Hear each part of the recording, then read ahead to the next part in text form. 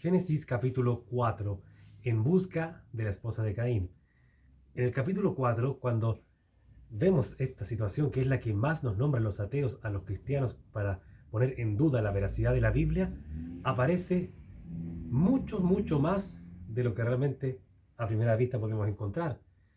Porque desgraciadamente nos cegamos con Génesis 4, vamos automáticamente a tener que chocar, chocar con la piedra de que no aparece la esposa de Caín, de dónde salió.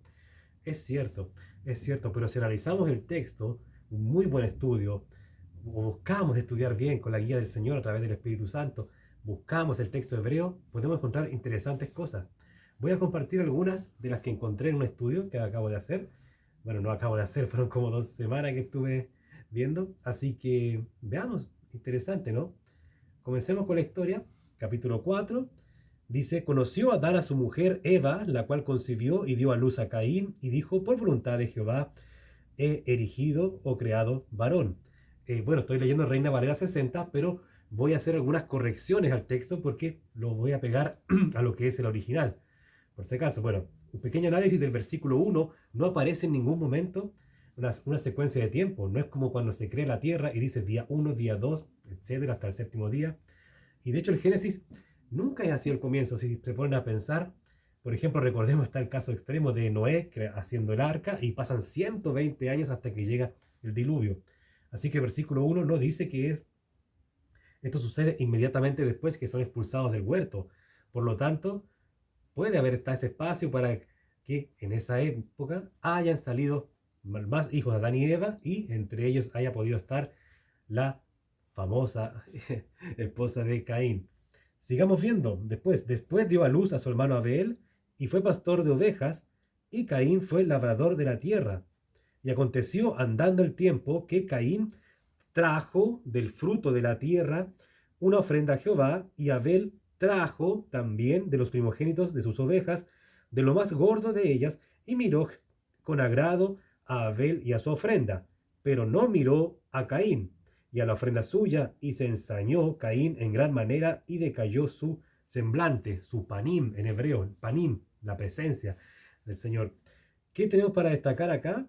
Bueno, en Hebreos capítulo 11 se hace mención acerca de esto. Se hace mención al hecho de que ellos llevaban sacrificios, y es interesante porque el verbo utilizado en el griego, cuando en hebreo recordemos que el Nuevo Testamento está escrito en griego, el verbo para llevar, pero para traer, es prosfero, el que se utiliza en el griego, que significa llevar hacia. Pros, hacia, fero es llevar. Entonces, da la información de que en este tiempo ya había un lugar específico donde ellos estaban haciendo culto, haciendo sacrificio. Llevar hacia no es que yo ya en cualquier lugar me pongo, no. Llevar hacia, tenían preparado ya un lugar donde, un altar, no lo sé, no lo dice la escritura, donde ellos ya hacían sacrificios. Y el versículo 5, el versículo 5, el verbo para ensañarse en el hebreo es kjara, que significa brillar, calentarse, arder en cólera, enfurecerse. Ese era el nivel de Caín y Abel. Sigamos, versículo 6. Entonces Jehová dijo a Caín, ¿por qué te has ensañado y decaído tu semblante? Luego viene el 7, si bien hicieres, ya lo conocemos, pero vamos al versículo 8. Dice, y dijo Caín a su hermano, y aconteció que estando ellos en el campo, Caín se levantó contra su hermano Abel y lo mató. En el original hebreo no aparece Abel, salgamos al campo. Entonces, el verbo que se usa para dijo es bien entendido si también usamos los otros significados que serían convocar y llamar. Ojo con aquello. Y el verbo para matar es golpear a alguien, pero ensañándose. Es muy importante esto, recordarlo. Aquí lo que podemos ver es que si fueron juntos al campo, no estaban ambos trabajando. Ambos estaban trabajando, eran pastor y el otro era uno que cultivaba la tierra. Entonces esto tiene que haber sido o en la noche o un día que no estaban trabajando, porque obviamente le iba a ser mucho más fácil a Caín, que ya tenía fuerza, pero estando trabajando él, recordemos que la tierra había sido maldita, en el sentido de con el sudor de tu frente, etc. Entonces, muy agotados, ¿sí? Caín y Abel peleaban en el mismo campo. Entonces por eso deduzco que tiene que haber sido o de noche o un día que no estaban trabajando, cosa que Caín estaba fresquito y pudo golpear tranquilamente usando su fuerza que ya había acumulado, ¿no? Lo interesante viene en el versículo 9, que esto también nos da luz de que ya había gente existiendo en esa época. Dice, y Jehová dijo a Caín, ¿dónde está Abel tu hermano? Y él respondió, no lo sé. ¿Soy yo acaso guarda de mi hermano? Guarda, ese verbo en el verbo guarda en el hebreo, es el verbo que se puede utilizar también para dos cosas. Uno, cercar con espinos, lo cual ya tenemos una luz de la maldición sobre la tierra, cardos y espinos. Vean el juego ahí que se hace. Y lo otro es realizar la labor de un guardia. Y esto es muy extraño, porque si ellos eran, en este contexto, todavía los primeros sobre la tierra o los únicos sobre la tierra, para que haya una labor o un oficio de guarda, tiene que haber algo que guardar. Tiene que haber ya estado establecido esa labor. Entonces ya demuestra que ya había más gente aquí. Porque podemos pasar de largo el versículo 3, en el cual dice, en el versículo 2, pastor de oveja. Claro, podemos decir, esto lo escribió, como el Pentateuco lo escribió Moisés, ya en la época que él estaba en el Éxodo, él ya existía el oficio de pastor, lo tiene que haber escrito, no hay problema, pero aquí dice que es Caín el que dice, soy yo el guardia, o el guardián, como dice la NTV, si no me equivoco. Entonces ya había de su boca, él ya sabía que había un oficio de esto, entonces ya había, aquí tenemos otro indicio de que había gente alrededor, no solamente cuando más adelante dice, y cualquiera que me vea me va a matar, que también ya con eso indica que había más gente alrededor, pero ya vamos a llegar ahí. Vamos ahora a saltar al versículo 12 y 14. ¿Por qué? Cuando labre la tierra no te volverá a dar su fuerza, errante y extranjero serás en la tierra.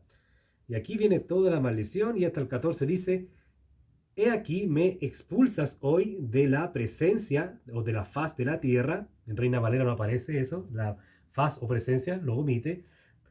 Y de tu presencia me cubriré y seré errante y extranjero. Y sucederá que cualquiera que me hallare me matará. Me matará. Ojo con aquello. ¿Y por qué? Porque aquí en realidad muchos pensamos, cualquiera va a tomar la justicia por sus manos, va a querer vengarse, tú eres el que mató a Abel, te vamos a matar. Pero pongámonos a pensar, no todos tenían la mentalidad asesina en ese tiempo, ni mucho, ni ahora, ni en ese tiempo. Entonces, ¿cómo que hubiera quedado mejor traducido el texto? Agregándole, y cualquiera que me hallare, que tendrá ahora la capacidad de matarme, me matará. Porque la escritura dice que la tierra ya no le va a dar la fuerza.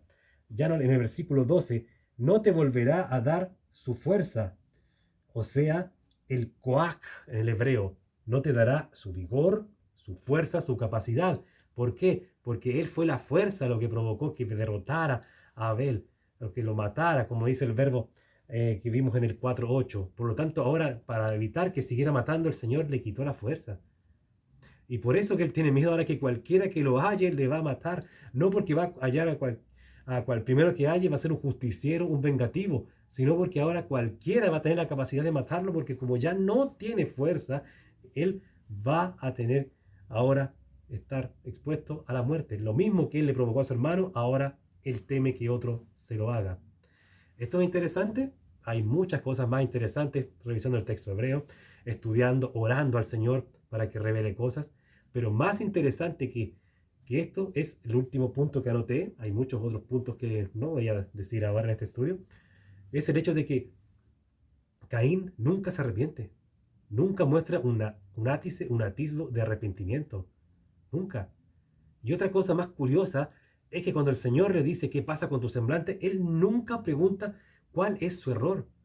Hay muchas teorías, algunos dicen que no sacó lo mejor de la tierra, otros dicen que tenía que haber sacado un cabrito, como lo hizo un animalito, como lo hizo su hermano, pero él nunca le pregunta al Señor, Señor, ¿por qué miraste la ofrenda de de Abel, perdón, mi hermano, y no miraste la mía? Interesante, ¿no? Bueno, yo recomiendo que estudien el capítulo 4, es muy interesante, me gocé muchísimo aprendiendo y viendo puntos de vista que no había visto. Eh, Así que eso, escudriñemos siempre la escritura, 2 Timoteo 3:16, y busquemos siempre más y más del Señor. Bendiciones.